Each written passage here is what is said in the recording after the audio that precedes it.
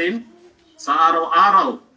Kahit na minsan ay may mga pagsubok na dumating sa atin, ay higit pa rin ang biyaya na binibigay ng Allah sa atin, Allah subhanahu wa ta'ala sa atin. So napakadami po natin na dapat ipagpapasalamat at kabilang na dito na nakakapag-aral tayo at pinili tayo ni Allah subhanahu wa ta'ala na mapabilang sa mga hindi nagpabaya sa kanilang pananampalataya at tumutupad sa pag-aaral ng Islam. So ngayon po ay araw na naman ng Martes at sa gabing ito ay ipinahintulot ni Allah subhanahu wa ta'ala na pag-aralan muli ang talambuhay ng Propeta Muhammad sallallahu alaihi wasallam na ipinapaliwanag ng ating butihin at pinakamamahal na ustad na si Ustad Amrullah Jambangan. Tama po ba, Ustad? Correct ang pronounce mo. Jazakallah khair. Ustad. So, sa oras na magsisimula po tayo sa oras na alas 8 ng gabi hanggang alas 9:30, Middle East time po ito. At gamit po ang application na Google Meet. So, ang format po ng ating pag-aaral ay 1 hour formal lecture at may 30 minutes po na question and answer. So, ngayon po ay ating pong siguro po, Ustad, magsisimula na po tayo at ibigay ko na po sa iyo ang pagkakataon po, Ustad. Jazakallah khairan. Jazakallahu Saud. Bago po simulan, gusto kita makilala. Tiga saan ka sa atin? Sa Pinas? Oh. Pangalawa ko na pong Ustad, dati po. Pangalawa ko na pong kay Sheikh Sharan. Sa po ako, Ustad, Pagadian. Pagadian. Okay, ano ka? Bisaya o Maguindanao, Tosog? Magi po, Ustad. Maguindanao. Uy, mambo. Luda pa ka din. Ha? Mapia bun mambo. Mapia. Mapia ka. Pagkasabot ka patalo. Pagkasabot ka talo sa Maguindanao. Kalilingyan ko ni patalo sa Maguindanao. Benar. Mga pakat ako. Masya Allah. Salamat po. Alhamdulillah. Saudi, ikaw ba napunta na rito sa Saudi o dyan lang sa Qatar? Dati po, way back 2008 po, Ustad, ata, o 2007 po. Sa Jeddah po, Ustad. Sa Jeddah, okay.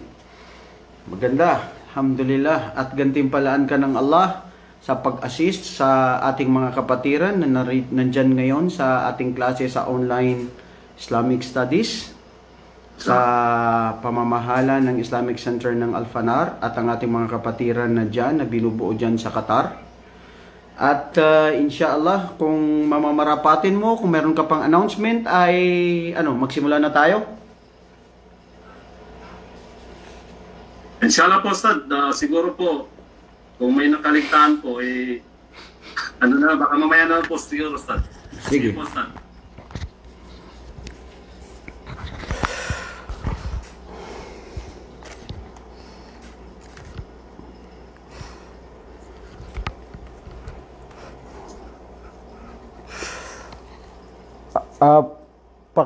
Lang kung maliwanag ang sound. Okay ba yung sound? Okay. Sige, simula tayo. A'udhu billahi minasyaitanir rajim. Bismillahirrahmanirrahim. Alhamdulillah wassalatu wassalamu ala asyrafil anbiya'i wal mursalin sayyidina wa nabiyyina wa habibana wa qudwatana Muhammad ibn Abdullah arsalahullahu bil haqqi basyira wa nadhira wa baina yadayhi sa'ah may yuti'illaha wa rasula faqad rashad wa may ya'sillaha wa rasula fala yalumu illa nafsah wa la yadurullaha syai'a. Amma ba'du. Assalamu alaikum warahmatullahi ta'ala wabarakatuh. Binabati ko lahat ng ating mga kapatiran na nanonood ngayon at sumusubaybay sa ating page at dito rin sa online na class natin sa pagtuloy na pag-aaral natin tuwing araw ng Martes, gabi ng Miyerkules ayon sa Islamic calendar na kung ito ay ang ating sinusunod. So, mga kapatid, tayo po ay mapalad ngayon dahil alhamdulillah mayroon pang buhay na natitira na inaalay natin dito sa mundo para ito ay gamitin natin sa kabutihan. Man talla umrah man hasuna amala aw ina khairal umrah man talla umrah wa hasuna amala aw fi ma'na al hadith Katunayan, ang tunay na maganda na buhay o edad ng tao na pamumuhay dito sa mundo ay ang tao na humaba ang kanyang buhay at ito ay ginamit sa lahat kabutihan, sa ikalulugod ng Allah subhanahu wa ta'ala.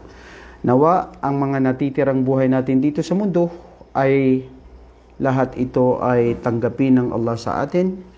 May paglingkod natin ito sa Kanya, inaalay natin sa Kanya. At sana ang ating mga pagkukulang, ang ating mga kasalanan, ipatawad ito ng Allah sa atin dahil tayo ay tao lamang, makalimutin, mahina at marupok at makasalanan. At tayo naman ay talagang inaalay natin ang ating buhay dito sa mundo. Bawat segundo at minuto, ito ay para sa Allah subhanahu wa ta'ala. Allahumma taqabbal a'malana salihah. Ngayon mga kapatid, dadako na tayo ngayon sa isa sa mga paksa sa talambuhay ng mahal nating propeta Muhammad alayhi afdalus salatu wassalam, at ito ay ang labanan sa Uhud. Noong last na tayo ay nahinto dahil sa ating pagbakasyon ay ang huli na ating tinalakay ay ang patungkol sa labanan sa Badr. Nakuha natin ang ano ang mga dahilan kung bakit nangyari ang labanan sa Badr at ilan yung bilang ng mga kalaban ng mga musyrikin sa pamumuno ni Abu Sufyan ibn Harb at ilan ang bilang ng mga kamusliman. Bilang ng mga kamusliman, nakita natin na ito ay kukunti lamang 300. May nagsabi 314 at ang mga kalaban, ang mga musyrik ay sila ay 1,000 at mayroon pang 700 ng mga o 300 ng mga kamelyo at mga kabayo. At kung titignan natin sa paghahambing ng bilang at ang mga armas ay talo talaga ang mga kamusliman dahil sa mas malakas ang sandata at puwersa ng mga musyrikin ng Makkah. At dahil dito, nalaman din natin, narinig din natin na dahil sa kanilang tigib na paniniwala, pananampalataya, pananalig at pagtiwala sa Allah subhanahu wa ta'ala, at dumating ang tulong ng Allah subhanahu wa ta'ala sa mga kamusliman, halos pati na rin sa iba sa mga anghel ng Allah ay nakipaglaban sa labanan sa Badr. Ito ang tawagin na unang digmaan na nangyari sa Islam. Ito ay sa Ramadan, ika-17 ng araw ng Ramadan sa ika-12 o ika-2 ng Hijri. Okay, naka 2 years na sila nang sa Madina at doon pa lang sila nakipaglaban. Nakita rin natin na ang pakikipaglaban ng propeta sallallahu alaihi wasallam ay hindi marahas. Hindi siya nakipaglaban dahil sa mga paghihiganti. At nakita natin kung paano pinarusahan at hinigpitan at kinutya at pinahirapan si Propeta Muhammad 10 ng kanyang mga kasama sa Makkah sa loob ng 13 taon. 3 taon ang kanilang pasekreto na pagsamba at pagdakwa sa Islam at 10 taon na naging lantaran na dito na rin sila pinahirapan ng mga Quraysh, ang kalaban ng mga kamusliman sa Makkah. Dahil sa matindi hirap, kaya bagat naman si propeta ay napilitan na siya ay tumungo sa Madina. Nakuha natin yung mga ibang detalyado na nangyari sa kaganapan kung bakit sila naghijrah, lumipat mula sa kadiliman patungo sa liwanag at matiwasay na pamumuhay. At nakita natin na ang ating relihiyong Islam ay hindi sukdulan na marahas na pakikipaglaban. Sa halip, ang Islam ay maximum tolerance, pagtitimpi, pagtitiis, at ang kailangan natin ay maging maunawain o mapagpatawad sa mga tao dahil hindi nga nila alam ang Islam. Pero nalaman din natin na ang Islam ay meron ding limitado pagdating sa sobra na ang ginawa ng mga pahirap sa kanila At dito na ang pagkakataon na dapat depensahan ang ating reliyon, ang ating buhay, ang ating kayamanan, ang ating lugar. Nandyan tayo sa pag-unawa, nandyan tayo sa maximum tolerance, pero kailangan natin depensahan ang ating sarili at ang ating reliyon. At dito rin bumaba ang mga unang talata na patungkol sa pakikipagdigmaan sa Islam.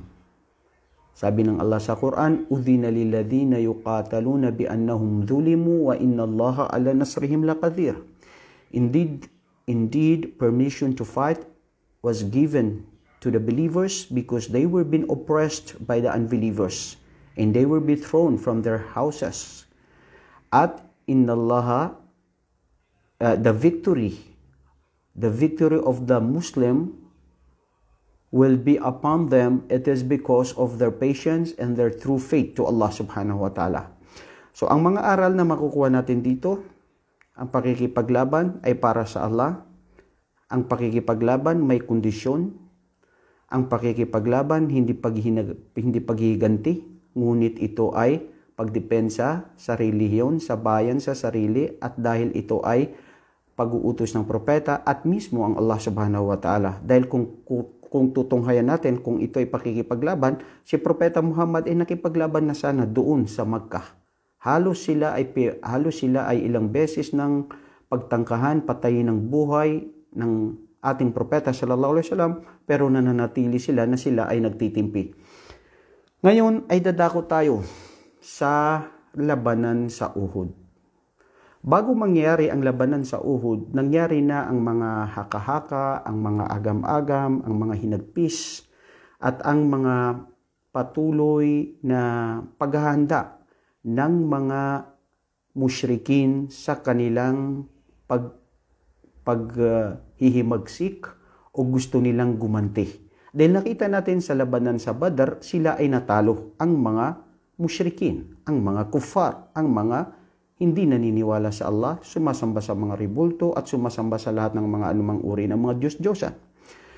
Dito nangyari ngayon, noong naganap na ang humigit ng ilang buwan, patuloy pa rin na sila ay nagkakampaign para sa paghahanda sa pangalawang digmaan sa labanan sa Islam. Kaya bagkat naman ang Uhud, kung titignan natin, when you were about to ask about what is the second war in Islam, and of course there is no doubt this is the Battle of Uhud. Ang Battle of Uhud, mga kapatid, ayon sa mga pantas, ito ay nangyari sa ikapito ng Shawwal. Ikapito ng Shawwal sa taon ng ikatlo ng Hijrah. At kung bakit ito nangyari ay dahil nga sa kanilang paghihiganti, paghihinagpis sa mga puot, galit nila na maraming namatay sa mga pinuno, tanyag at kilala sa mga musyrikin.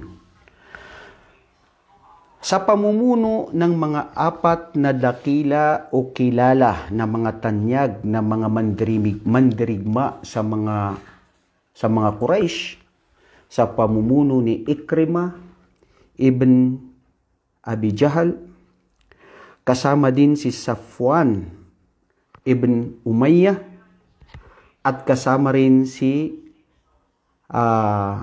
Abu Sufyan ibn Harb, at saka si Abdullah ibn Rabi'a. Ang apat na ito na mandirigma na magigiting sa mga kuffar, na patuloy ang galit nila sa mga kamusliman, sa mga mismo kamag-anak nila, kakilala nila na mga Muslim na sila ay nagbalik Islam dahil sila nga ay dati ay naniniwala sa mga paniniwalang ng mga pagano. At noong sila ay naging ganap ng mga Muslim at na maraming namatay, maraming nasawi na buhay sa labanan sa Badr, patuloy na sila ay nagmungkahi sa mga tao sa Makkah lalo na yung mga ganima na may natitirang mga yaman na nakuha ni Abu Sufyan at noong na ito ay nairating na sa Makkah, patuloy sila na nagsasabi sa mga tao na, o mga tao ng Makkah o sa tribu ng ganito, mga angkan ng ganito, nakakalimutan nyo ba na ang mga tanyag at mahal sa buhay ninyo na mga propeta, na mga kilala sa inyong pamilya, sa ating buhay, sa pamamagitan nito, silang lahat ay namayapa na. Silang lahat ay nawalay na sa atin. Dahil sa kanila ay hindi natin malimot ang mga sama ng loob. Kaya kung anuman ang yaman, mayroon tayo, walang silbi ito kung hindi natin maipaghiganti ang mga buhay na napaslang sa labanan sa Badar. Kaya hinihiling namin sa inyo ang inyong mga yaman, ang inyong mga sandata, ang inyong mga alahas at mga ari-arihan, ihipunin natin ito para gamitin sa malaking paghahanda na paghiganti at paghihimagsik laban kay Propeta Muhammad o laban kay Muhammad. Hindi nila sinasabi propeta laban kay Muhammad, 10 ng kanyang mga kasamaan. Kasi hindi nga sila naniniwala na siya ay propeta. Nagkaisa ang lahat ng mga ito hanggat ito nga ang ginawa nila sa pag-iipon-ipon ng kanilang mga kayamanan.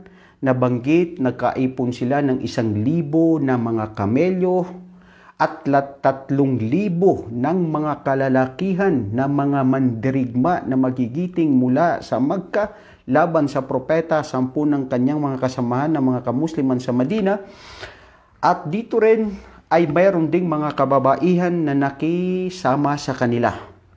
So sa pamamagitan ng kanilang lakas ng sandatahan ng kanilang mga yaman, hanggat ito ay naipon na humigit kumulang 50,000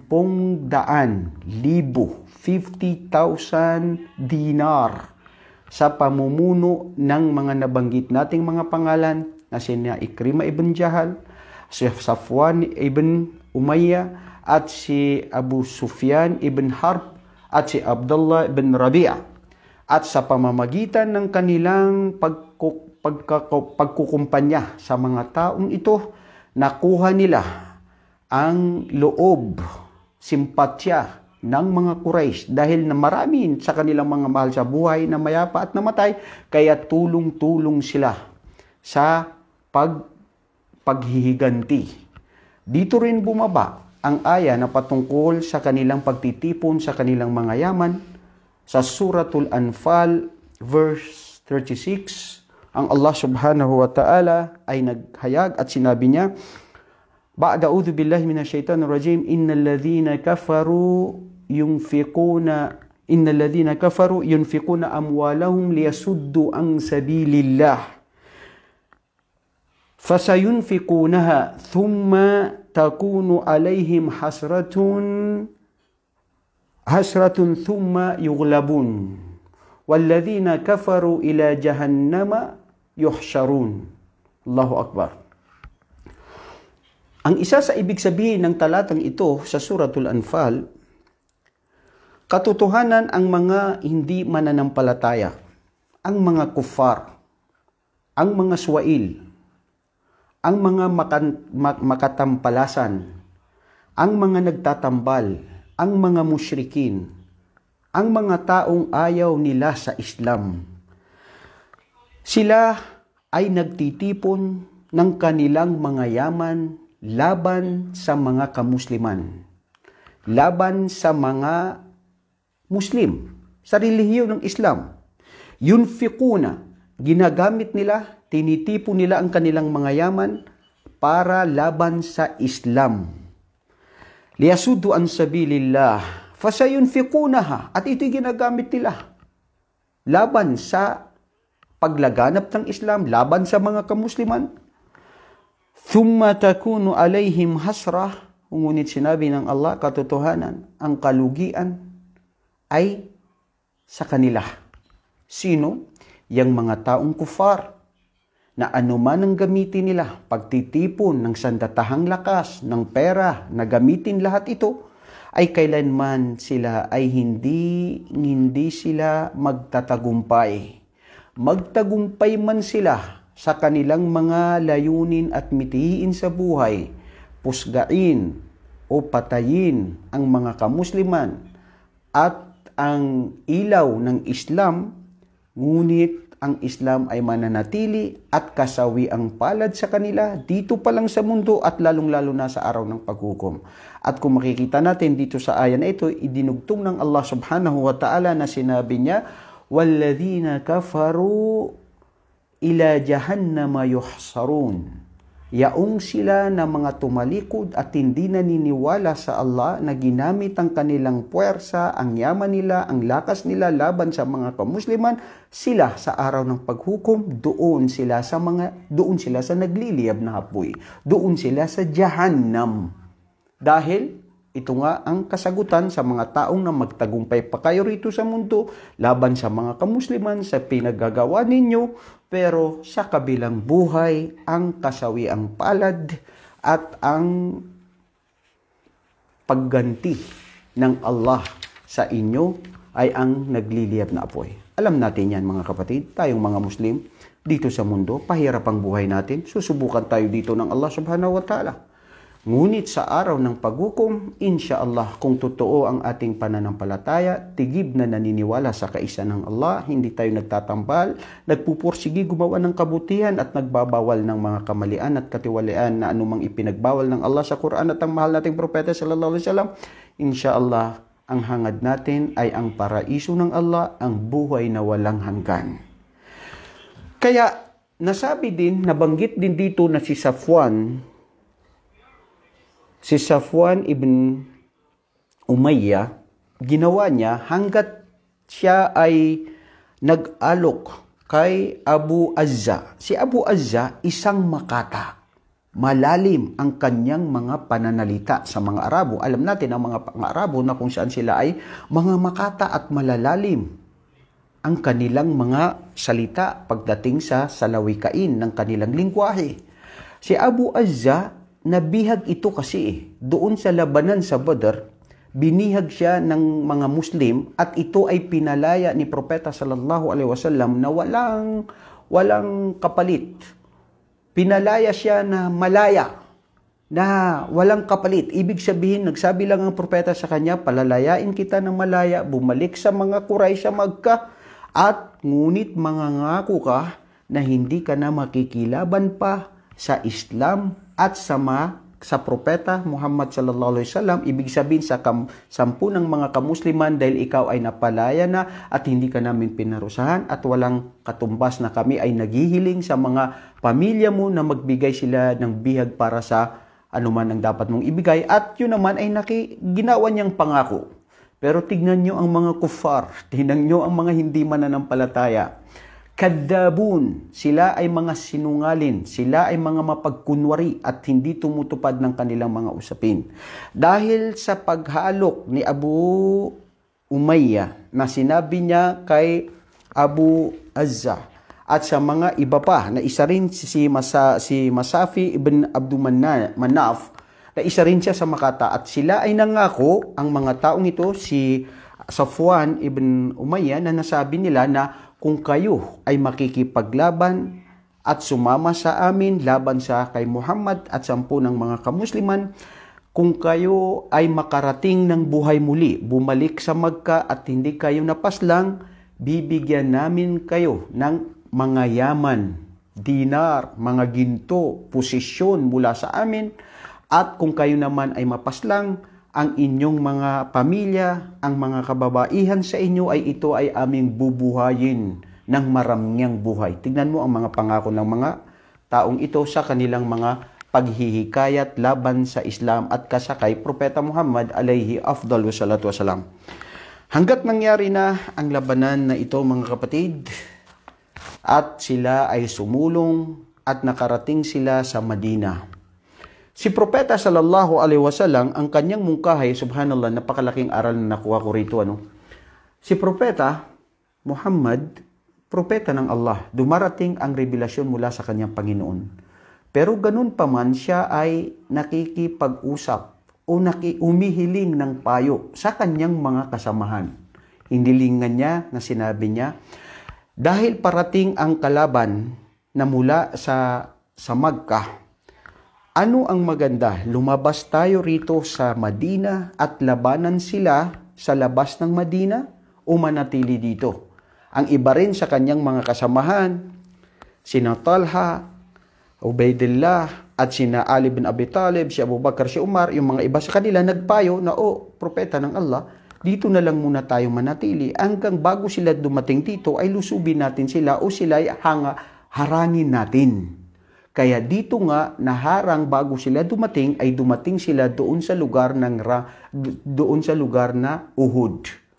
Ang Uhud, mga kapatid, subhanallah, nabanggit ito sa hadith ng propeta sallallahu alaihi wasallam, at kung sino yung mga nakarating sa atin sa Madina, napunta tayo sa Uhud, makikita natin na pag tayo ay nandoon, halos na isa sa larawan natin ang mga bakas na pangyayari ng labanan na nangyari sa Uhud. Na masidhi, masaklap, at madilim ang pangyayari sa labanan na ito. Sa napakalaking bundok na yon. Nabanggit din ang Uhud na isa rin ito daw sa mga bundok sa paraiso. At doon din natin makikita ang propesiya ni Propeta Muhammad sallallahu alaihi wasallam noong siya ay naakyat sa bundok ng Uhud. Kasama niya ang kanyang matalik na kaibigan na si Abu Bakr Siddiq.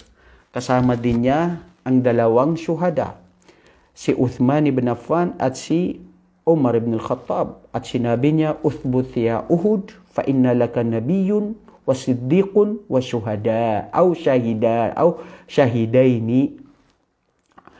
Sabi niya ay magpakatatag ka Uhud, sabi ng propeta. Huwag kang mabahala o mabigatan o anuman dahil walang umakyat o nandito sa ibabaw mo maliban sa ito ay ang sugo ng Allah at ang Siddiq ang makatotohanan, at ito si Abu Bakar, at ang dalawang mga namartir sa Islam na si Umar ibn Khattab at saka si Uthman ibn Affan.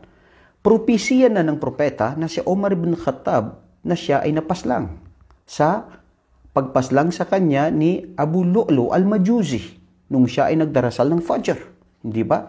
At ganun din si Uthman ibn Affan noong siya ay napaslang din. At dito nagsimula ang pagsubok ng Allah sa mga kamusliman na kung saan mismo ang mga sahaba nagkaroon sila ng hidwaan, nagkaroon sila ng galit sa bawat isa at nagpatayan ang mga kamusliman na ito ng iba rito ay mga sahaba.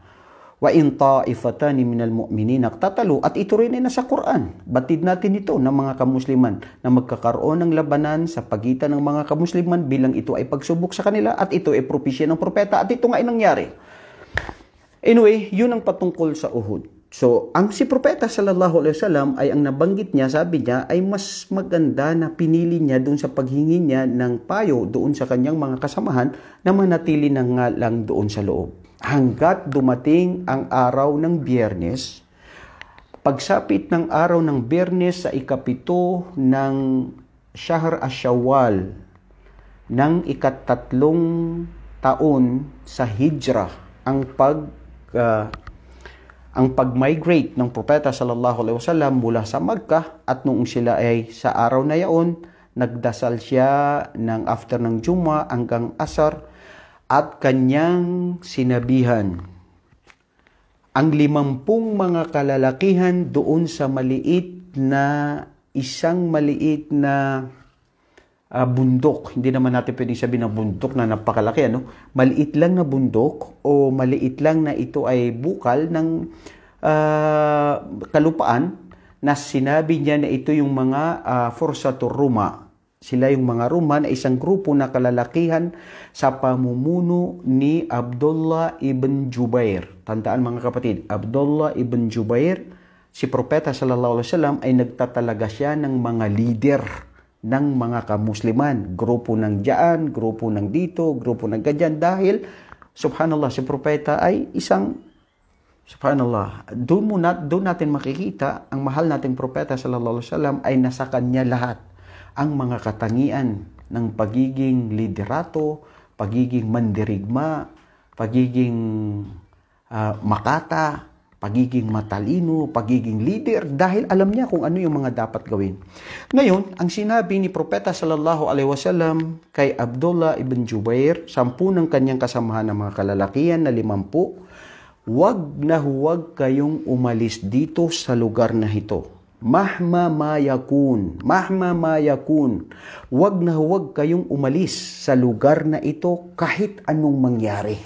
Sabi na ipinagbili ni propeta sallallahu alaihi wasallam sa 50 mga kalalakian ng mga grupo ng Roma kung tawagin. At noong nakita na nasimulan na ang labanan, mga kapatid, nasimulan na ang labanan, na unang labanan ay makikita natin na magiting at kilala sa mga mandirigma, sa mga Quraysh na matapang, sa mga Quraysh na mga kuffar ay si Talha bin Talha al-Ubayri na siya ay nagsabi, sino yung nagsasabi sa inyo na magiting, na matapang sa inyo ng mga kamusliman? Harapin ako. Sila ang nanguna dahil iltaka al-Jayshan. Nandoon na ang mga grupo ng mga kamusliman at kagrupo ng mga Quraysh na sila ay harap-harapan na nagkasama doon dahil ang propeta ay nagdepensa sila sa paglusob ng mga Quraysh sa kanila. At sa paglusob sa kanila, subhanallah, dito na naman pumasok si Abdullah ibn Ubay ibn Salul na isang munafik, leader ng mga mapagkunwari. Isipin nyo, ang bilang ng mga kamusliman sa kanilang pagpreparado ay 1,000. At noong sila na ay dumating na ang araw na nakipaglaban na sila, nagsuot na ang propeta sallallahu alaihi wasallam sa kasuotan ng kanyang labanan, at halos ang mga ibang mga sahaba ay nagsabi sila, parang napilitan na napabilis natin si propeta na makipaglaban na. Sabi ng propeta, hindi kailanman nararapat sa isang propeta na pag naisuot na niya ang kasuotan para sa Allah, labanan para sa Allah, ay ito ay kanya pang tatanggalin muli. Ibig sabihin, handa sila o hindi sila handa ay oras na dapat ng makipaglaban. Ngayon, si Abdullah ibn Ubay bin Salul na isang munafik na mapagkunwari, na kasama sa bilang ng 1,000, nagbaliktad. Hindi sila sumama dahil pakitang tao lang ang kanyang pagsuporta sa propeta at sa mga kamusliman. At ang ginawa niya, yung 300 na mga kalalakian na kasama niya, dahil siya yung leader nila, ay ipina-withdraw niya. So, ibig sabihin, 700 ang nakipaglaban, na totoong nakipaglaban ng mga kamusliman kasama si Propeta Muhammad sallallahu alaihi wasallam sa labanan sa Uhud. At nung naganap na ang labanan na ito, na dumating si Talha bin Talha at kanyang hinamon, tinawag ang mga kamusliman kung sino ang matapang sa inyo, na sinasabi ninyo na ang sinong mamatay sa amin ay sa imperno at mamatay sa inyo ay sa paraiso. Ito na yung oras, hindi nag-atubili. At si Zubair ibn al-Awwam, una na siya ang nakipaglaban kay Talha bin Talha, at sa kanilang pakikipaglaban, doon na nasimulan at nakita ni Propeta sallallahu alaihi wasallam na napaslang ni Zubair ibn al-Awwam si Talha ibn Talha na isang malakas at tanyag na magiting na sundalo ng mga Quraysh, ng mga hindi mananampalataya. At nung nangyari na to, nagtakbir ang propeta sallallahu alaihi wasallam na nasabi niya, inna li kulli nabiyyin hawariyin wa hawariyi Zubair ibn al-Awwam. Sinabi ni propeta sallallahu alaihi wasallam, katotohanan, ang lahat ng mga propeta ay mayroon itong mga kasamahan. Sabi niya, totoo, katotohanan na si Zubair, na kasama ko, siya ang aking kapiling, dahil nga hindi iniwan si propeta. Ang mga tunay na tigib na mananampalataya ng mga kamusliman, 10 ng mga kasama ni propeta, ay hindi iniwan si propeta sallallahu alaihi wasallam. Sila ang protektado ng propeta, nasa unahan, nasa gilid at sa likod nila, na wala silang iwanan sa propeta sallallahu alaihi wasallam. naganap ang masidhi at makulimlim at nakakaantig o katakot-takot na pangyayari na masidhing labanan sa Uhud. Naglabanan ang dalawang puwersa. Isipin nyo, 3,000 na mga kalalakihan na kalaban ng Islam at ang kalaban nila ay 700 lamang na tunay na nakipaglaban ng mga kamusliman. Nakipaglaban sila, ngunit dito napabalita ang isa sa nakakalungkot na pangyayari na tunay na si Propeta sallallahu alaihi wasallam ay nasaktan. Nagkadugo ang buong kanyang mga katawan. Ang kanyang mukha ay ganun din sa pagka nasaktan siya masyado. Isa sa kanyang mga ngipin, yung bagang niya, natanggal ito. Dahil nakita niya ang mga kalaban na lumalapit na napaslangin si Propeta, dumating ang mga sabahaba para protektahan ng Propeta sallallahu alaihi wasallam, napaslang sila, naubos sila hanggat si Propeta sallallahu alaihi wasallam mismo nakikipaglaban, hanggat nasaktan siya, hanggat napabalita na katotohanan, inna Muhammadan qad mat, katotohanan si Muhammad ay namatay na. At dito nagkaroon ng hinagpis, lungkot at lumbay ng mga kamusliman at nagsigawan ang mga iba sa mga sahaba. Yung wala doon sa oras na kung saan nakikita nila si Propeta sallallahu alaihi wasallam, nagsasabi ang bawat isa sa kanila, ang isa sa mga sahaba, sabi niya, kung wala na ang Propeta, ano pa ang buhay natin? Kung wala na ang Propeta, nasaan na ang Islam? Ay, ibig sabihin, wala na tayo ngayon kung napaslang na si Propeta sallallahu alaihi wasallam. Nandun si Ali bin Abi Talib, si Talha at si Zubair, huwag kayong mawala ng pag-asa hanggat sila ay tunay nakipaglaban. At nangyari ang madilim at masidhi na kadiliman ng labanan sa mga kamusliman hanggat si Propeta sallallahu alaihi wasallam ay napabalita na lubhang nasaktan o siya rin ay napaslang at namatay sa mga oras na ito. Dito rin namatay ang kanyang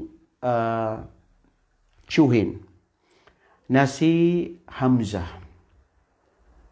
Si Hamzah bin Abdul Muttalib, kapatid ni Abdullah na ama ni Propeta sallallahu alaihi wasallam, isa siyang pumasok sa Islam, nakilala na siya ang tigre sa disyerto ng mga kamusliman dahil sa kanyang tapang. Ngunit nung nakita ni Propeta sallallahu alaihi wasallam, nung ito'y napaslang, natanggalan ng tenga ng kanyang mga daliri at ang kanyang ilong, at masidi ang nangyari, nakarumal-dumal sa pagpaslang sa kanya na brutal sa kanyang katawan, sa kanyang tiyan hanggat lumabas ang mga lamang loob nito at naputol ang kanyang mga paa. Umiyak ang Propeta sallallahu alaihi wasallam at nakapagsabi na ikaw o aking tiyuhin hindi kailanman magiging katumbas ng 30 o mahigit pa sa mga kalaban sa Islam. Bumaba ang talata ng Allah subhanahu wa ta'ala, aqibu bima uqibtum. Fima ma'ana al-aya, ang ibig sabihin ng talatang aya na ito ay, O Muhammad, o kayo ng mga kamusliman, kung pagdating sa paghiganti, hindi kailangan kayo dapat humiganti na sumobra. Aqibu bima uqibtum. Ang ibig sabihin ng aya na ito ay, kung ano yung ginawa sa inyo ng mga kamusliman, ay ganun din.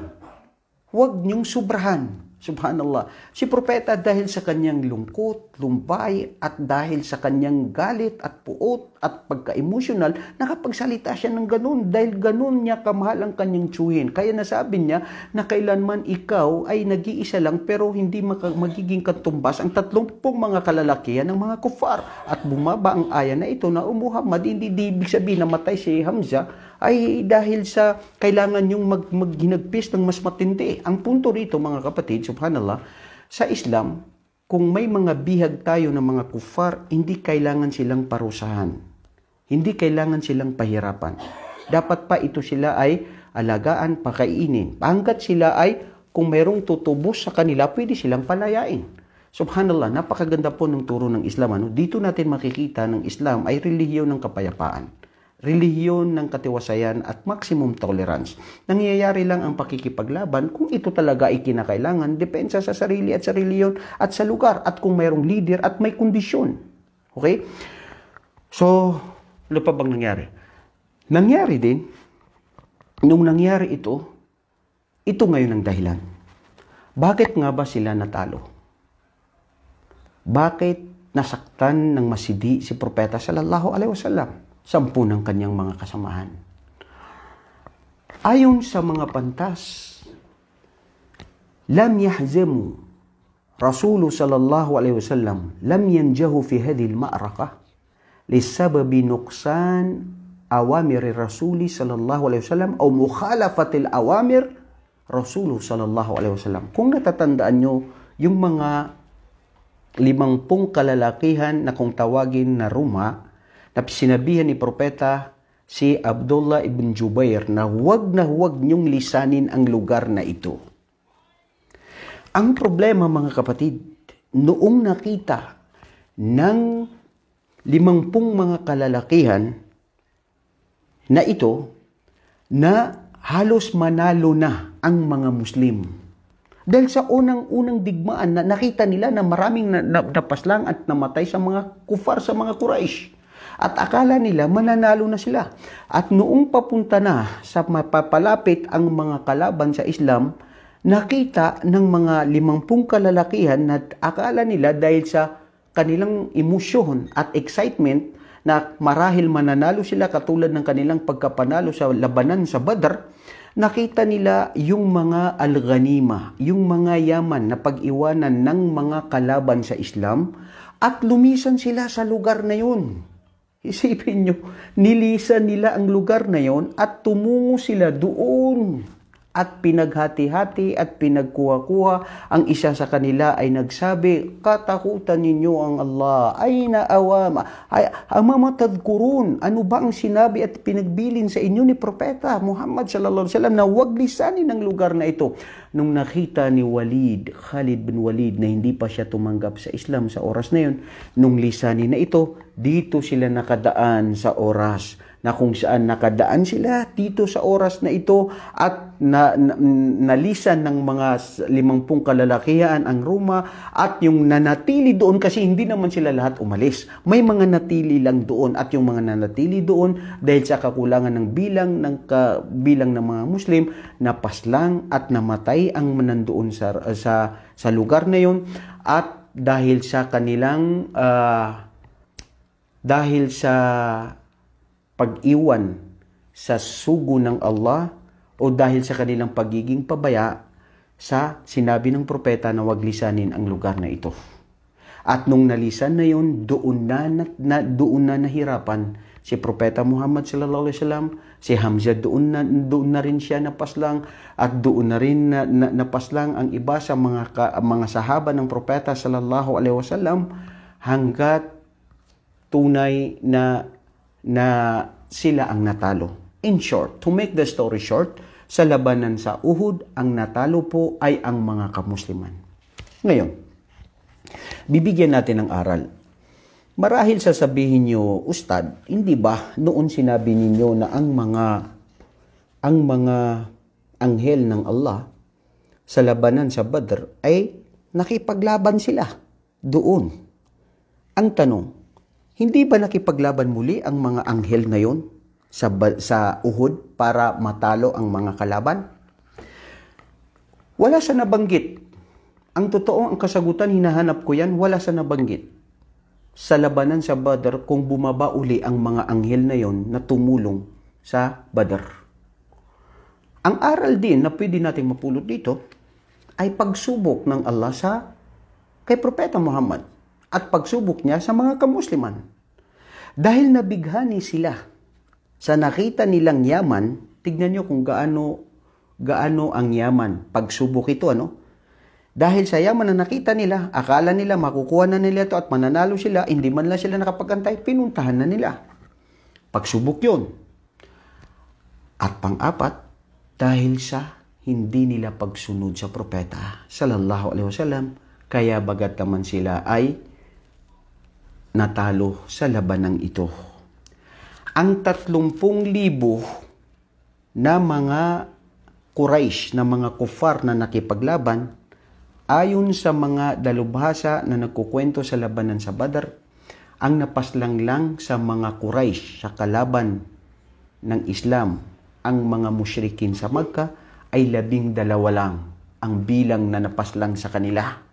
Samantala, ang mga kamusliman, 700 na nakipaglaban, ang napaslang sa kanila ay 70 katao na nasawi na sila ay namatay sa labanan sa Uhud. Kasama dito ang ibang mga tanyag na magigiting na sahaba malapit sa propeta, kaibigan at kamag-anak niya, at isinarito ang kanyang tiyuhin na si Hamza. Bago nangyari ito, ayon sa kitab ng Rahiqul Makhtum,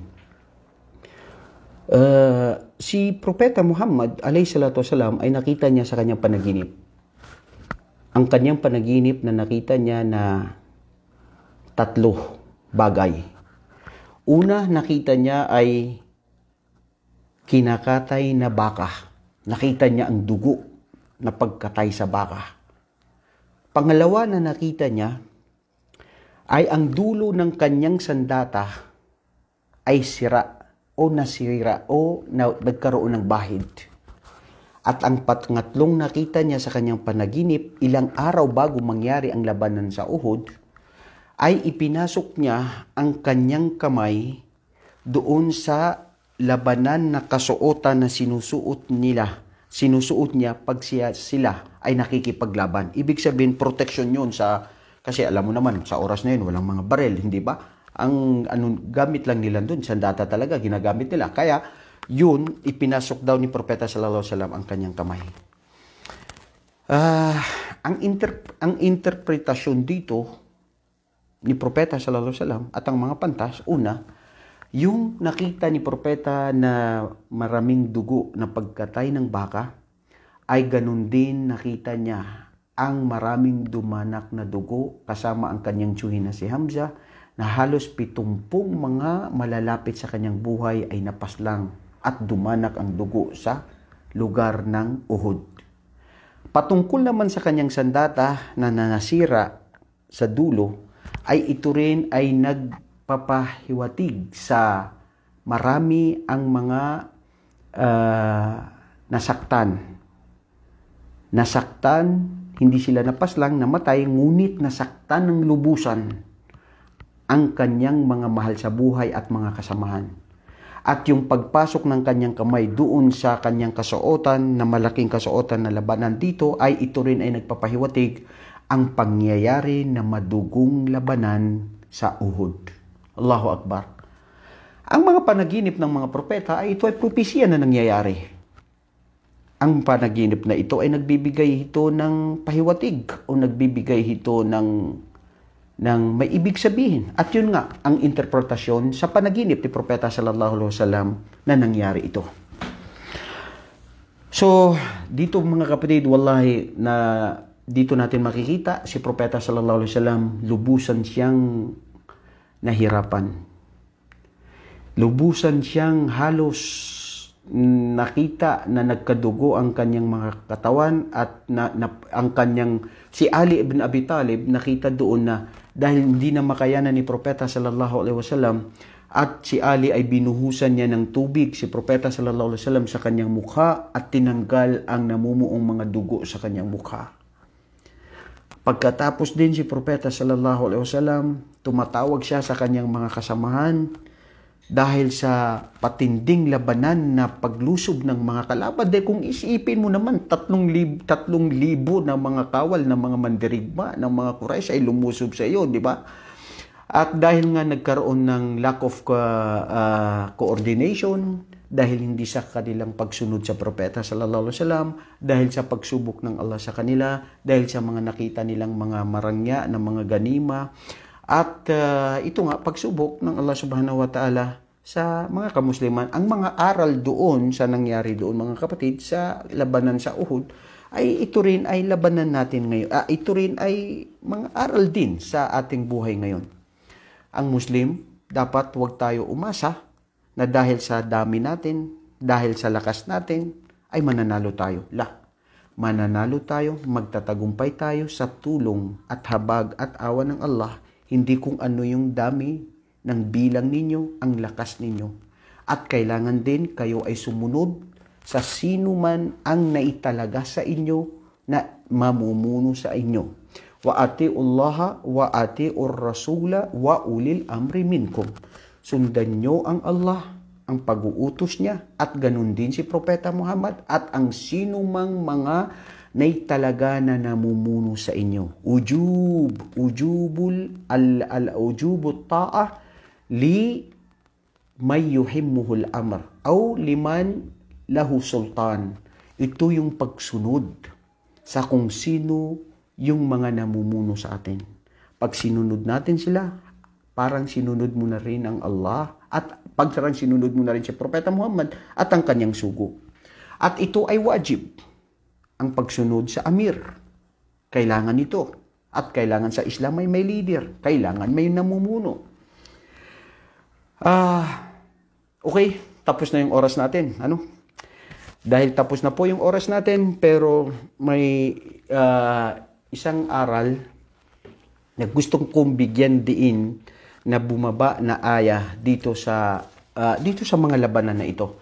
Isa na rito ay nung nakita ni Propeta sallallahu alaihi wasallam na umiyak siya, nasaktan siya masyado, at pati nakita niya, tinatanong niya nasaan na yung mga kasamahan niya, yung mga mahal niya sa buhay, at halos karamihan napaslang nga. Yun nga, nakita natin 70 na napaslang ng mga rijal, na mga kalalakihan na malalapit sa Propeta sallallahu alaihi wasallam. At nung nangyari ito, ay bumaba ang aya sa Quran na sinabi ng Allah subhanahu wa ta'ala sa Surah Al-Imran 169, "Wala tahsabanna alladhina qutilu fi sabilillahi amwata bal ahya'un inda rabbihim yurzaqun." Huwag niyong isipin na sino man yung napaslang sa larangan ng pakikipaglaban sa relihiyon ng Allah, ay sila ay patay na o namayapa na. Ngunit katotohanan, sila sa Allah ay buhay at sila ay patuloy na binibigyan ng Allah ng mga biyaya. So, ibig sabihin, walang anong nakita sa inyo? Ano ba? May isa ring sahaba kasi na nangyari doon na pangalan ng isang sahaba na subhanallah, si Zair ba yun? Na isang Hudyo o isang mushrik na dumating doon sa labanan na yun at sinabi nila, bakit ka pupunta rito? Hindi ba kalaban ka sa mga mushrik?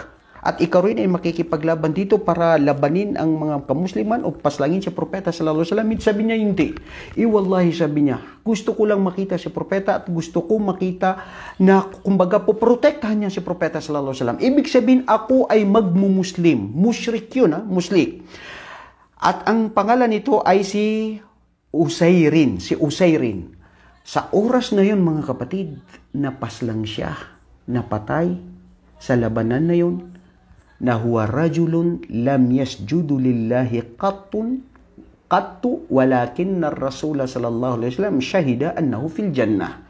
Isang tao na siya ay musyrik, mapagtambal sa Allah, sa huling araw ng hantungan ng kanyang buhay ay didipinsahan ang propeta at ang Islam at magbabalik loob sa Islam. Ngunit sa oras na yun dumating ang kanyang kamatayan, ang pamamaalam sa mundo, at namatay siya na siya ay Muslim, natatanggapin sa paraiso ayon sa sinabi ng Propeta sallallahu alaihi wasallam na kailanman ay hindi siya nakasujud, nakapagdasal o nakapagpatira pa. Allahu Akbar. Napakalaking aral po yan. Hindi ibig sabihin yan ay wag na ako magdasal, importante ay tumanggap na ako sa Islam. Hindi po yun. Hindi yun. That is another case. Kung ano yung iniisip nyo, ang pagpapaliwanag dito ng mga pantas, innamal a'malu bi khawatimiha, ang tunay na pagbabasya ng Allah ay ano yung mga huling hantungan ng araw natin dito sa mundo.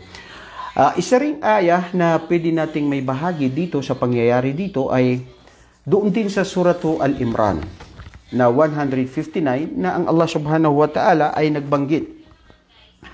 Ba'da a'udhu billahi minasyaitanir rajim. bago itong aya na ito na bumaba, nung nakita na ni Propeta Muhammad sallallahu alaihi wasallam na marami nang napaslang, natalo sila, nandoon na yung pigati at lungkot at tumbay at lahat ng nangyari sa kanila, ang nangyari si Propeta sallallahu alaihi wasallam, isang araw, pangalawang araw sa kanilang pagpapahinga ay lilipunin o titipunin niya ang kanyang mga tao para sabihin ano ang nangyari, para sabihin kung bakit ito nangyari, o para ito ay makipag-usap sa kanila, o para bigyan linaw ang anumang mga nangyayari. Ngunit bumaba ang aya sa Suratu Al-Imran 159, ang Allah subhanahu wa ta'ala ay nagbanggit sa Quran, ba'da a'udhu billahi minasyaitanir rajim, fabima rahmatim minallahi linta lahum walau kunta faddan ghalidhal qalb lanfaddu min hawlik fa'fu anhum wastaghfir lahum washawirhum fil amr. Ya Rabb, Allahu Akbar. Mga kapatid, ang talatang ito na lagi ito ginagawang dalil ng ating mga pantas, kahabagan nawa sila ng Allah at tanggapin tayo lahat sa kanyang paraiso. Si Propeta, siyempre, anong isipin mo bilang isang leader na maraming namatay? Kung pwedeng pagsisihin, meron kang pagsisisihan, di ba? Kasi hindi kayo naniwala hindi kayo sumunod sa akin, di ba? Pero si Propeta, bago man magsalita o bago man anuman ang sabihin na mangyayari ito, bumaba ang aya ito sa kanya. Fabima rahmatin minallahi linta lahum. Subhanallah, ayon sa pagpapaliwanag ng mga pantas, yung al-ma'ul mausuliyah, hindi yun ma'ul mausuliyah. Yun yung ma'uzaida lita'akid.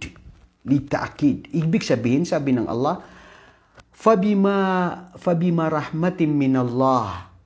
At dahil sa pagdagdag o dahil sa pagbigay biyaya sa iyo ng Allah o Muhammad sa iyong puso, na magkaroon ng habag, pag-unawa, pagmamahal sa iyong mga kasamahan. Itinalaga yun ng Allah kay Muhammad. Ibig sabihin, bago magsalita si Muhammad o ano man ang sabihin niya ng mga pagrereklamo, ang buhay ni Propeta Muhammad sallallahu alaihi wasallam, mga kapatid, hindi siya katulad ng kasino-sino sa atin na hindi nagsasabi na bakit hindi mo yung ginawa, bakit mo yung ginawa. Hindi. Nandoon nangingibabaw ang pagmamahal at pag-unawa. Kaya ang aya na ito ay tumutukoy sa kanyang personalidad, tumutukoy ito sa kanyang ugali, tumutukoy ito sa kanyang katangian. Fabima rahmatin minallahi linta lahum. O Muhammad, dahil sa habag at awa ng Allah na ipinagkaloob sa iyong puso na magkaroon ng pag-uunawa at habag at pagmamahal sa iyong mga kasamahan. Walau kunta faddan ghalidhal qalb, at kung ikaw Muhammad ay maging marahas sa kanila ng pananalita, o ikaw ang iyong puso ay magkakaroon ng puot at galit sa kanila, lanfaddu min hawlik, hindi mo sila matatagpuan dyan sa harap-harapan mo. Subhanallah, ang mga pantas, isa nung ito ay tinatafsir ng aming teacher sa tafsir, lanfaddu min hawlik, ibig sabihin, propeta siya. Magsasabi lang siya ng mga pangangaral, pero kung siya ay magiging masakit sa pananalita, maraha sa pananalita, at magkakaroon ng puot at galit sa kanyang mga tao, sa kanyang puso, ang mga taong ito ay lilisanin. Oo, Muhammad yun, di ba? Sugo yun ng Allah. Ganun pa rin nga ang mangyayari. Dahil ang sabi ng mga pantas, lan. Ginamit dito ng Allah ay lan. Ibig sabihin, alam niyo yung baso? Pag itong baso na ito ay nabiyak, paano muna ito pagsasama-samahin muli? Di ba mahirap na? So, ibig sabihin, pag ikaw ay naging marahas sa Muhammad sa kanila, at walang habag at puso at pag-unawa sa kanila, hindi mo sila matatagpuan. Wallahi mga kapatid, ang pinakaaral dito, sabi ng mga pantas, kung ikaw ay ama ng tahanan at ina ng tahanan, kung ikaw ay isang leader o namumuno, kung ikaw ay propeta, kung ikaw ay kahit sinong tao na gusto mo na magkaroon sa iyo ng habag, pagmamahal at pag-uunawa at hindi ka lilisanin ng sino mang mga tao na pinamumunuan mo, ang pamilya mo, kaibigan mo, ang lahat ng kapamayanan, kailangan huwag kang maging marahas sa pananalita. Huwag mo silang sigawan. Huwag kang magsalita na masasaktan ng kanilang mga puso o magkaroon ng puot at galit sa iyong puso na nagiiwan ng mga sama ng loob. Dahil kung yun ay mangyari, lalayasan ka ng mga tao. Tignan niyo yung aral dyan, mga kapatid. Maski ang anak mo, laman ng iyong dugo. Pero kung marahas ka magsalita at hindi ka magkakaroon ng awa at habag sa kanya, minsan may mga anak na lumalayas. Minsan may mga membro ng pamilya umaalis sa bahay dahil ikaw ay dada ng dada, dahil ikaw ay masakit magsalita. Hindi ba? At sinabi dito ng Allah, ano sinabi niya? Wa'afu anhum, patawarin mo sila o Muhammad, wastaghfir lahum, at humiling ka sa Allah na sila ay patawarin ng Allah sa kanilang mga kasalanan. Ibig sabihin, patawarin mo sila at humiling ka sa Allah na patawarin sila, yung mga taong nagkasala sa iyo. Tayo na kung sino yung nagkasala sa atin, patawarin natin sila. At humiling tayo sa Allah na bigyan sila ng habag. At ganun din ay washawirhum fil amr, at makipag-ugnayan ka sa kanila o Muhammad. Makipagkonsultasyon ka sa kanila. Kayo na mga Muslim. Ito sasabihin ko to sa isang leader, sa isang namumuno. Kung gusto mo, sa isang ama, mamahalin ka ng mga tao na pinamumunuan mo, huwag kang marahas magsalita sa kanila. Huwag kang magsalita masasaktan ng kanilang puso. At magkakaroon ng hindi ka magpapatawad sa kanila. Dahil ang aya na ito, sinabi ng Allah kay Propeta Muhammad, at sino man ang gustong na magtaglay, na manatili, nakahabagan, at mahalin siya ng kanyang mga tao, sabi ng Allah, ay wa'afu anhum, magpatawad sa mga tao, at humiling ng kapatawaran sa kanila, at makipag-ugnayan sa kanila, makipagkonsultasyon sa kanila. Ito ang aral sa mga talambuhay ni Propeta Muhammad. Ito ang aral patungkol sa Ghazwat al-Uhud al-Kubra na pangalawang digmaan na nangyari sa Islam sa ika-7 ng Shawwal sa ika-3 taon ng paglisa ni Propeta mula Magka patungo ng Madina. Hanggang sa muli, sana po napulutan natin ito ng aral. Nagbigay ito ng aral sa ating pamumuhay dito sa mundo, lalong-lalo na sa araw ng paghukom. Wa jazakumullahu khairan, barakallahu fikum. Assalamualaikum warahmatullahi ta'ala wabarakatuh.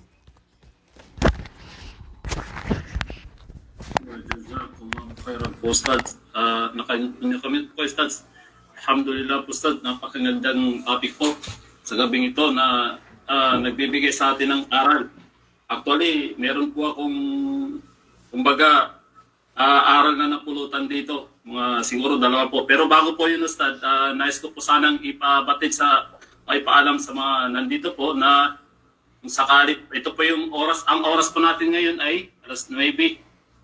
9:16 na po ng gabi. At sino pong may mga katanungan po at nakapaghanda na po ng katanungan ay maaari po kayong magbukas na inyong mikropono para po sa ating question and answer. At kung hindi man po, maaari po kayong mag-in-call message po. So, dito po, Tad, karamihan po dito ay nagpapasalam lang po. At may, sharing po si Christian Isaiah. Sabi niya, Assalamualaikum warahmatullahi wabarakatuh. Gandang topic, Ghazwa Uhud. Naging sitting duck na sana yung mga kalaban ng mga tauhan ng Prophet sallallahu alaihi wasallam, Muslim Sarasim, Sarakin, are curse of Uhud. Dahil lang sa greediness of the material things in this world. Just saying, Jazakallah khair.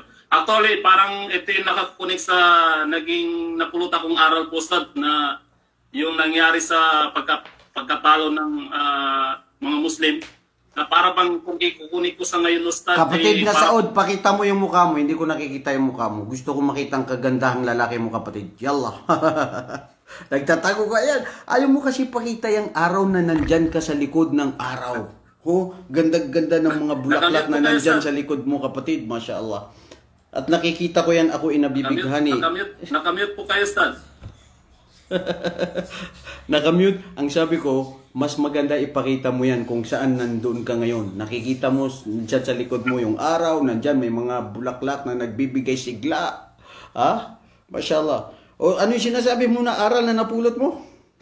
Okay po sa bago kasi wala pa pong katanungan ngayon. So siguro po yung i-connect po una doon sa ano sa nangyari sa yung pagkatalo ng mga Muslim, yung natalo ng Muslim sapagkat siguro sa panahon po ngayon ay karamihan po sa atin ng mga Muslim is inuuna po yung ano yung makamundong bagay sa pag-aaral ng Islam. Kumbaga, hindi po ba dapat na una pag-aralan natin yung Islam para doon natin kumbaga ano yung kasi pag pinag-aralan mo yung Islam Ustad, tulad ng halimbawa sa ganito yung pagdadawa is nangangaral tayo, hindi natin namamalayan na dumadami po yung pumapasok sa Islam. So para bang doon tayo nagwawagi sa karamihan na naintindihan nila yung Islam.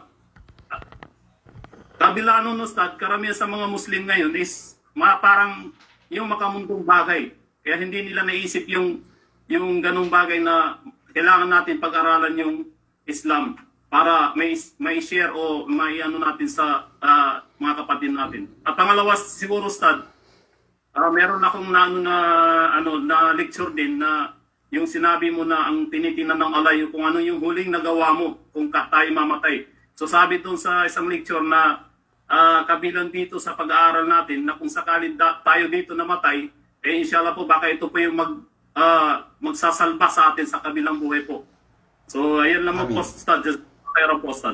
At totoo yan bro, kapatid na Saud. Ang sinabi ng propeta sallallahu alaihi wasallam, man salaka tariqan yaltamisu fihi ilma, sahalallahu bihi tariqan ilal jannah. Ang sino mang magnais ng daan ng kaalaman, ito yung Islam, ang inyong pananaliksik, ang inyong pag-aaral na ito na panunood ninyo, alam ko dapat magpapahinga kayo sa tindi ng lamig ngayong gabi, pero nandyan pa rin kayo, nakatutok kayo dito, kasama na ito sa daan patungo sa paraiso at padadalhin ng Allah sa atin ang paraiso. Ibig sabihin ay, tama, ang titignan ng Allah ay ang ating mga huling mga antungan at ang ating mga gawain. Alam, nakita natin dun sa kanina na nasabi natin, sino yung pangalan ng ano? Natatandaan mo? Saud?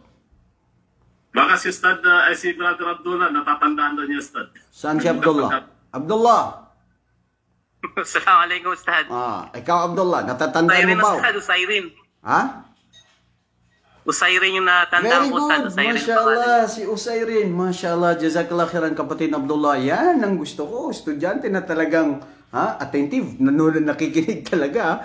Yun si Usairin, isa siya sa mga pwede nating sabihin na sahaba na lam yasjudu lillahi qat walakinnahu min ahlil jannah. Minsan itatanong yan sino yung sahaba o sino yung tao na hindi man lang siya nakapagdasal para sa Allah pero nakapasok o tatanggapin siya paraiso. At siya si Usairin dahil ang huling antungan niya ay poprotektahan ng propeta at mag-i-Islam siya, tatalikod na doon sa mga paniniwala ng mga Quraysh. At ang dalil din natin dito, mga kapatid, di ba? Si Propeta Muhammad, pumunta siya sa kanyang tiyuhin na si Abu Talib. Anong sinabi niya? Waking tiyuhin, maniwala ka lang na ang Allah nag-iisang Diyos. Ako ay sugo ng Allah at ako ay magbibigay na sa iyo ng mamamagitan sa iyo sa araw ng paghukom na ikaw ay tanggapin sa paraiso. Bakit si Propeta dumating siya doon? At gusto niya sabihin yon? Kasi nga, huling antungan na yun huling mga araw na niya yun. Para sabihin niyo na siya ay tatanggapin sa paraiso kung siya ay magsasabi ng syahada la ilaha illallah. At ito ang sinasabi natin sa mga kapatid natin mga Muslim na nagsasabi ng ashhadu an la ilaha illallah wa ashhadu anna Muhammad Rasulullah. Hindi ba? Kung bakit natin sila pinagsasabi na mag-Muslim kayo at ito magsaksi sa tunay na nag-iisang Diyos? Dahil yun, ganun ka-importante ang pagsaksi. Ganun ka-importante ang pagtanggap sa puso't isipan natin ang paniniwala sa nag-iisang Diyos na siya ang Allah. At si Propeta Muhammad ay sugo ng Allah. Ang pagkasugo kay Propeta Muhammad ay ang gawin natin. Isabuhay natin ang kanyang mga turo at aral na kanyang naipamalas at naiwan dito sa atin. Correct. Tama yun. Abdullah, Alvin, Aguilar. Masya Allah. Basketball play tayo bro Pagdating mo dito sa Riyadh, ako punta dyan. Masya Allah. Ang ganda ng uniform mo sa basketball Border na. Ustad, may sasabihin lang po sana ako inshallah, no? Suggestion ko lang po. O sige. Dahil wala pa po tayong katanungan na pumapasok. Inshallah, sa mga patuloy na pag-aaral natin, magbigay kumbaga, maghahanap kayo ng estudyante na kung ano yung nakuha niyang aral na pwede nating isabuhay sa ating pamumuhay. Katulad nung nangyari sa akin, Ustad, way back 2019, Okay. nung na-aksidente ako, talagang kung makikita niyo yung sasakyan ko, masasabi niyo yung driver talagang hindi nabuhay. Aha. Magandang Opo, story yun, nangyari sa akin yun.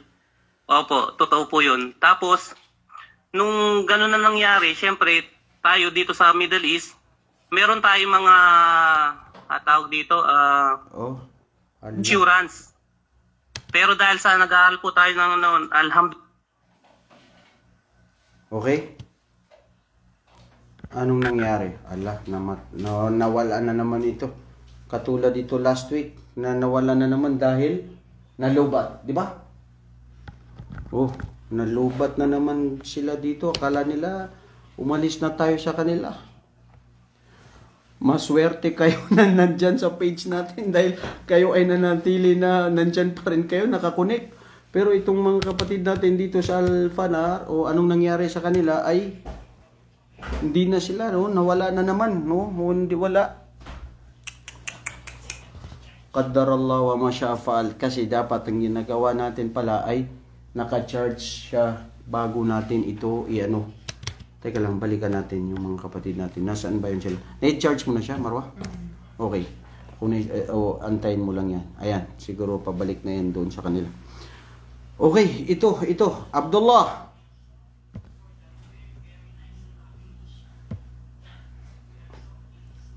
Okay, Abdullah, sige, tuloy-tuloy mo lang. Ba't wala akong naririnig na sound? Return to home screen. Alhamdulillah, nakabalik ulit tayo.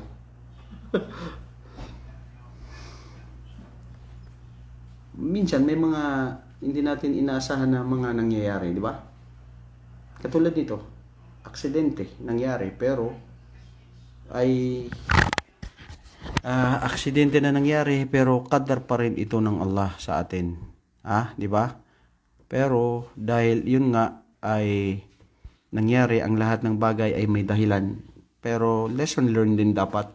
Dapat hindi tayo nagiging pabaya na dapat bago natin to gawin ay i-switch muna. Gusto ko kaninang i-switch kanina, pero ang problema ay nagmamadali ako yung oras. Marwa, di ba? Okay. Okay. Nakabalik na tayo mga kapatid. Gusto ko pakinggan uli yung sinasabi ni Abdullah. Nawala ako dahil nalobat tayo at ito, na-switch ko na ngayon. Okay na siya. Abdullah, ano yung sinasabi mo? Gusto ko balikan yun para aral din sa lahat ng mga nanonood, lalong nanonood dito sa page natin. More than 100 ang nanonood dito sa page natin ngayon. Gabing-gabi. At para kapulutan nilang aral, ang buhay mo, Abdullah Alvin Aguilar. Pwede niya natin gamitin yan kung pang MMK yan. Ano ba yung nangyari sa buhay mo, sabi mo? Way back 2019 po sa July na aksidente ako, car accident. Okay. So kung makikita niyo sa sasakyan ko, talagang iisipin niyo hindi buhay yung driver. Kumbaga hindi ako mabubuhay. Pero alhamdulillah binigyan tayo ng pagkakataon ni Allah Subhanahu wa Ta'ala na may pagpatuloy pa yung ating buhay para maituwid pa yung ating mga pagkakamali at na makagawa pa tayo ng mga mabubuting gawa. So pagkatapos ng Ustad, siyempre sa sasakyan natin, may mga insurance yan. So dahil nga po sa nakapag-aral din tayo sa Islam, alhamdulillah, at nasabi din po sa atin ng mga ustad natin dito na yung insurance talagang napupunta sa riba. So alhamdulillah, ang ginawa ko po, wala talaga ako, hindi ko na po kinuha yung makukuha ko sa insurance at sinabi ko sa sarili ko na si Allah yung yung nagbibigay ng risk ng biyaya. So sa madaling salita, Ustad, ipinaubaya ko sa kanya kasi alam natin na sa kanya nagmumula. So yung nawala sa akin, alhamdulillah, pinalitan ni Allah Subhanahu wa Ta'ala na mas mainam. So yung sasakyan ko dati na sedan, ngayon kahit pa paano, alhamdulillah, napalitan siya ng sabihin na nating parang SUV na rin po. So ang napulot nating aral doon, kapag may tawag dito, iniwan tayo para lang para alang-alang kay Allah subhanahu wa ta'ala, mas mainam yung ibibigay na kapalit sa atin ito. So katulad din na nangyari dito sa pag-aaral natin sa Battle of Uhud, na makikita natin na sinabihan ni Prophet Muhammad sallallahu alaihi wasallam yung mga archers na wag bababa kung ano man ang mangyari. Manalo, makita nyo man kaming manalo o makita nyo kaming matalo, wag kayong aalis dito sa lugar nyo. So ibig sabihin may instruction. Pero dahil sa nakita nila na yung ganima, yung nasilaw sila sa kinang ng mga ganima, ay bumaba sila. Nasilaw, tama. Nasilaw sila doon sa mga yaman na mapag-iwanan ng mga kufar, ng mga Quraysh. Tama. Yun, Ustad. Ganon din yung nangyari sa ating pamumuhay. Kung titingnan natin sa akin din, sa nangyari sa akin, may makukuha tayo, may makukuha ako sa insurance. Di ba, Ustad? Kahit pa paano, may makukuha ako sa insurance. Pero dahil nga sa kautusan ng Islam na ito ay riba, sinantabi na natin to. Yun ang gusto ko lang i-share sa atin ngayon. Inshallah may matutunan tayo. At inshallah din, Ustad, sa mga susunod pang pag-aaral natin ay inshallah makapag-share din yung iba nating mga kapatid. Kahit isa mga estudyante nyo. Dahil mas maganda yung nag-aaral tayo na isa sa buhay natin yung pinag-aaralan natin. Correct. Jazakallahu khairan, Ustad. Jazakallah khairan, kapatid na Abdullah. Napakagandang sharing mo patungkol sa nangyari sa buhay mo.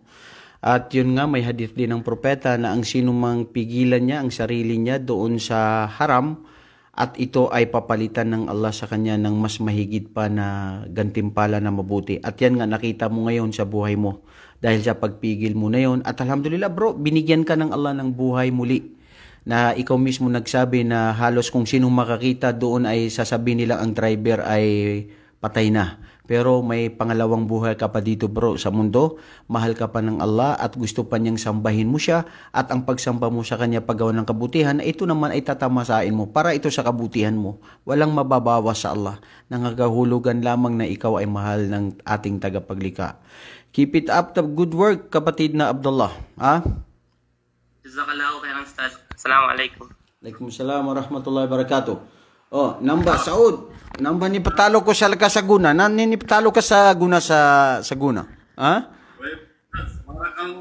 Brother Abdullah, napakagandang kwento, Ustad. Parang napulutan natin ng aral. Kasi parang karamihan ngayon, kumbaga kung tutusin, kukunin mo yung insurance dahil napakalaking bagay na yun na makakatulong sa atin.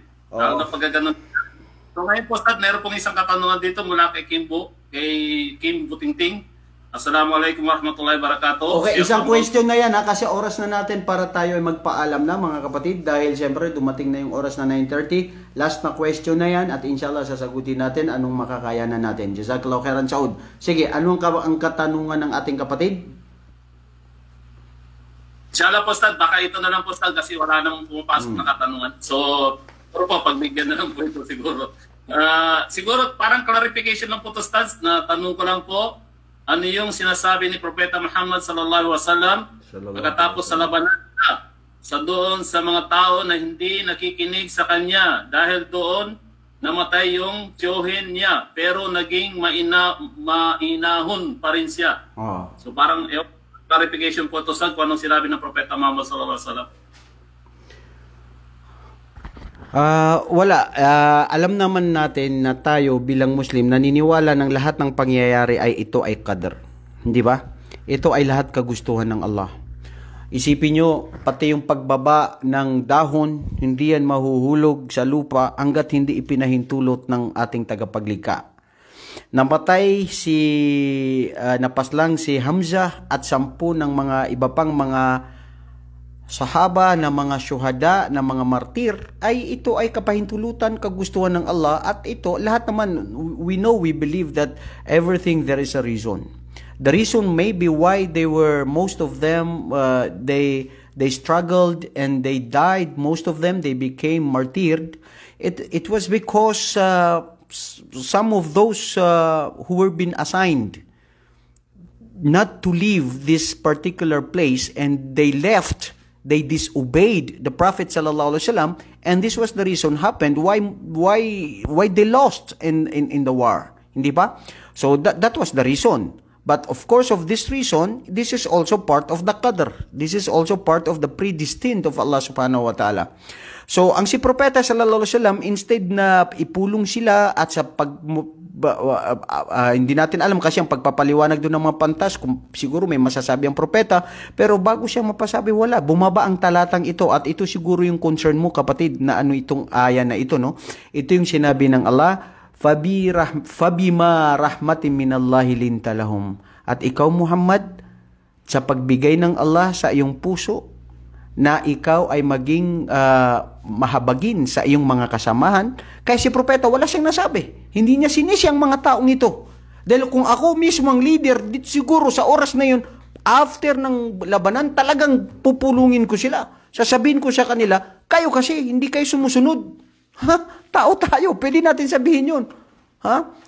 Tigas lagi inyong mga ulo, gisulti ko sa inyo na ayaw mo alis dirinan. Sige mo nag-ato dito kay sige mo magkuha sa mga ganima. Noon siya na siya. Dili naman na akong gisulti sa inyo. Pero ang propeta, he kept silent. At ito, dumating ang aya na ito. Anong sinabi ng Allah? At kung ikaw ay maging maraha sa kanila, o Muhammad, susumbatan mo ang mga tao, magsasalita ka ng mga masasama, masasaktan sila, at ang puso mo ay magkakaroon ka ng puot at galit sa kanila. Lalayasan kanila. Sino? Propeta yun, ha? Oo, lalayasan kanila. O sino pa kaya tayo? Bilang ama, bilang isang leader, o bilang kahit sino. Kung minsan nga, maski minsan gaano kabait yung boss mo, di ba? Tapos pag nakapagsalita sa'yo yun ng masama, sasabihin mo, parang hindi mo na maalala yung mga mabuting gawain na nagawa niya sa'yo. Kasi nasaktan na yung puso mo. Kaya ang dila, dapat iniingatan ito, mga kapatid. Wala itong wala itong break. Makapagsalita ito, minsan dito, tumutugos dito sa puso at hindi na yan makalimutan, lalo na yung mga taong mga sensitibo. Hindi ba? So, ang punto din doon sa aral na yon ay, maging mahinahon ka sa kanila, huwag ka maging marahas sa kanila, at patawarin mo sila, at hingilingin mo sa Allah na patawarin sila sa kanilang mga kasalanan, at ganun din, ikaw ay makipag-ugnayan sa kanila. Yun ang patungkol doon sa aya na yon, bilang si propeta ay namumuno sa kanyang mga kasamahan. Napakalaking aral po, mga kapatid, ang napulot natin na aral dito. Wallahi pati ako mismo, itong mga sinasabi ko, sana ito mapasa puso ko at sa paisipan ko. Dahil hindi lang ako ang nagsasabi na kayo ay natututo, dahil at the same time, una ko itong sinasabi dito sa sarili ko, sa buhay ko. At sana ito nga ay ating mapabilang na may sa buhay, may sa kilos, anumang natututunan natin sa Islam. But, ang oras po natin Ustad is 9:36. Actually, lumagpas po tayo dahil sa mga gagandang sharing po, Ustad. Merong parang may katanungan dito, Ustad, kung pagbibigyan mo or isi-save na lang natin po ito sa sunod. Ikaw po, bahala po, Ustad. O sige, isa na lang yan, ha? Isa na lang. Kasi ayoko rin na sumama ang loob nila na bakit si Ustad hindi nagpapa... Kailangan mapagbigay tayo. Kailangan maging mabuti sa kahit sino. Kailangan mapagpatawad at tumanggap kasi hindi rin natin alam. Gusto niya yung katanungan na yan, hindi pa nabigyan ng sagot. At natatakot din tayo, baka mamatay tayo at hindi natin naibahagi kung ano yun. Isa na lang yan. At pag meron, wag mo na sa akin sabihin mayroon pang darating na tanong. Yan na lang ang last. Sige, bismillah. Colleague, galing kay Aisha bin Ali. Assalamualaikum warahmatullahi wabarakatuh. Ito po yung kabugtong doon sa kay Brother Abdullah. Yung sabi niya po dito sa Qatar, obligatory po na kumuha ng insurance. Doon pa lang kung sabihin natin na haram. Pero paano po, Ustad? May pananagutan po ba tayo sa pagkuha ng insurance? Ang ginawa ng kapatid natin na si Abdullah ay nag-ingat siya. Okay? Iningatan niya ang sarili niya. Ngayon, ang punto natin ay obligado pala tayo na magkaroon ng insurance. Okay. Kung obligado na tayo ay magkaroon ng insurance, hindi ka magkakaroon ng ikama, residency kung walang insurance, so mapipilitan ka. At kung ito naman ay para sa kabutihan na walang labag sa Islam, okay? So, okay, pwede gawin yun. Ngayon, ang kapatid natin na si Abdullah, nag-ingat lang siya na yung mga ibang nagsasabi na ito raw ay interes o magkakaroon ito ng mahuhulog ito sa riba. Wallahi mga kapatid, ito ay dapat natin isang guni sa mga maalam sa Islam, lalong-lalo na sa Sharia, sa fiqh, ang usapin patungkol dito sa insurance. Kasi sa Islam, ad-daruratu tubihul mahdurat. Ang ad-darura, necessity permits prohibited. Alam nyo yun? Yung kung ito ay kinakailangan, kung ito lang ang solusyon, so dapat gawin. Obligado na magkaroon ng insurance, so okay, sumama ka. Ngayon, yung ginawa ng kapatid natin si Abdullah, mayroon siyang makukuha after nung naaksidente siya, hindi daw niya kinuha. Dahil ayon sa pagkaalam niya na ito daw ay haram. So inshallah, ginantipalahan siya ng Allah na nagkaroon siya ng magandang USB ngayon na kotse dahil sa pagpigil niya, pagjihad niya sa sarili niya na hindi niya kinuha yung pera na anong pwedeng may claim niya. Samantalang ang mga ibang mga kamusliman na pwede nilang sasabihin nila, kunin ko yun. Kasi karapatan ko yun, pribilehiyo ko yun, at hindi ko naman sinadya na gustong magka-aksidente. So kung ito ay ibibigay, so kukunin niya. Okay? So kung ito ba ay haram, ito ba ay malaki ang kasalanan dito, anong labas dito, nasa tao na yun. At siyempre, maingat ang kapatid natin. Maganda ang desisyon na ginawa niya. Pero kung ano bang dapat, kinuha niya o hindi, nasa tao na yun. Depende na yun sa kung ano yung gusto niya o hindi. Pero ang mga punto rito mga kapatid, insurance, lahat tayo may insurance. Pati ako may insurance. Doon sa mga health insurance natin na yan. Minsan may mga claims nga. Ano ba? Pwede siya yung claims. Marami itong mga usapin patungkol sa mga SSS, GSIS, yung sa mga PhilHealth, yung mga ganyan, mga insurance na yan. May mga kasagutan na dyan. Sinabi na yan ng ating mga pantas patungkol sa mga issue ng mga aralin na ito. Makikita natin ito. At sana sa mga gabing ito ay napulutan natin ng aral. Sana ay gantimpalan tayo ng Allah. Patawarin tayo sa ating mga kasalanan. Allahumma amin. Okay, Saud. Opo, Ustad, jazakumullahu khairan sa lahat ng mga nanonood at sa iyo din po, Ustad. So dito na po tayo nagtatapos. So baka mayroon pong huling mensahe po ang ating mahal na Ustad. Okay, ang huling mensahe ko mga kapatid, inshallah sana magkaroon pa tayo ng oras, nabigyan pa tayo ng Allah ng oras at lakas sa susunod na linggo, sa susunod na Martes, muli tayo dudugtungan natin kung ano ang pangalawang yugto na nangyari pagkatapos ng labanan sa Uhud. Anong nangyari? Ang kasaysayan na mangyayari, subaybayan nyo na lang ito. Gantimpalaan tayo ng Allah, patawarin tayo sa ating mga kasalanan. Subhanakallahumma wa bihamdik, astaghfiruka wa atubu ilaik. Assalamualaikum warahmatullahi wabarakatuh. Waalaikumsalam. Para po sa announcement na lang po, bukas po. At ganun din sa inyo mga kapatid, sa sino mang nanonood sa ating page ngayon, maraming salamat sa patuloy ninyong panunood. Gantimpalan tayo ng Allah, patawarin tayo sa ating mga kasalanan. Subhanakallahumma wa bihamdik. Manatili lamang po na manood lagi at mag-subscribe din po kayo sa ating YouTube channel. Hindi ako lagi nagsasabi, pero kung sino pa yung hindi nakapag-subscribe, mag-subscribe po kayo. Inshallah mayroon kayong gantimpala. Kung bakit? Dahil ang mga aralin dito ay Islam. Dahil ang intention mo ay para matuto ng Islam, makinig sa salita ng Allah, salita ng propeta, at pag nag-subscribe ka na, nag-follow ka na katulad dito, kayo ng mga followers, mayroon na kayong gantimpala. And every single deed and every good intention, there is a reward from our Almighty Creator. Subhanakallahumma wa bihamdika, astaghfiruka wa atubu ilaik. Assalamualaikum warahmatullahi wabarakatuh.